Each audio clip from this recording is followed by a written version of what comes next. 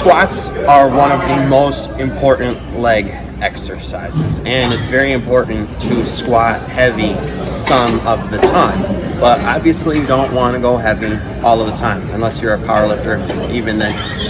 But for hypertrophy, you don't want to go heavy all the time. For health, athleticism, you don't want to go heavy all the time. And doing lots of squats can get very redundant and boring, and is limited because you don't want to always be doing the same movement. And you want to sometimes go lighter and find a better technique for optimizing an exercise or working out your muscle group in a slightly different way, recruiting different muscle fibers and such. So there's two variations of the squat I'm going to share with you today that are much more difficult than your average squat. Okay, this is especially great for people who like to lift heavy less than some, and people maybe who have hip issues who can't lift very heavy, and you want to be able to really work out your hips, glutes, and legs in different ways to get that full condition. So the first thing I'm going to show you is a wide stance squat, where I'm going to be doing partials, avoiding the lockout, and also not going below parallel, which for the most part it's not good to go below parallel, except for some people who their bodies are calibrated or made a certain way. It doesn't bother them at all to go below parallel, but generally, unless you're going light, you don't want to go below parallel. The heavier you're going, the more of a risk you're putting on yourself when you go below parallel, okay? Because your low back starts to round, okay? You're putting a lot of strain on your low back when you go down here with heavy weight, okay?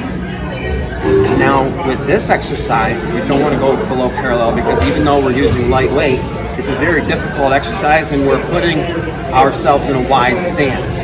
With a wide stance, this is a real strain.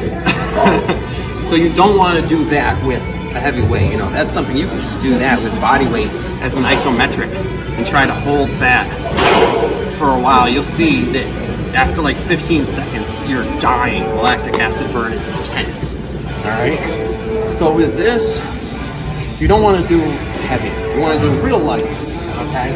And I'm going to be doing fast partials, avoiding the lockout, going down to parallel and then up here without locking out. And I'm going to try to do 20 reps. If you go too heavy with this, what's going to happen is you're not going to be able to do it with constant time under tension. Okay, you're going to end up having to lock out to rest for a moment. That's what we're trying to avoid. Okay, we're trying to make this as difficult as possible and to maximize time under tension. So I'm using 80 pounds today, and I'm pretty optimistic I'll be able to get to 20 without needing to lock out and rest for a moment. Last time I used 95 and I was going for 25 reps, and that ended up being too much weight and too much reps, and I did have to lock out and rest for a moment. You don't want to go overestimating your capabilities on a very difficult exercise like this.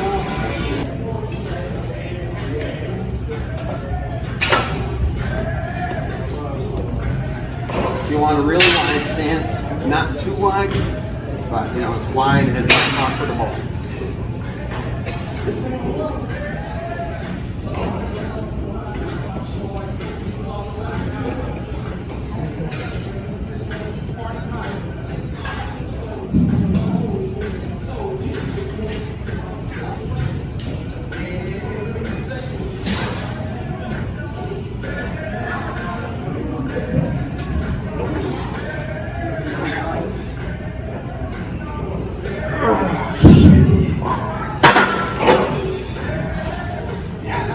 I don't know if I would have been able to get 5 more reps, maybe 2 to 4, but I obviously have another exercise to show you, so I didn't want to go too hard.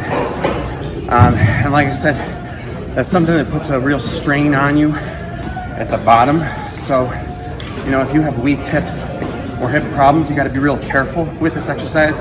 It can be a way for you to build up hip strength and condition your hips.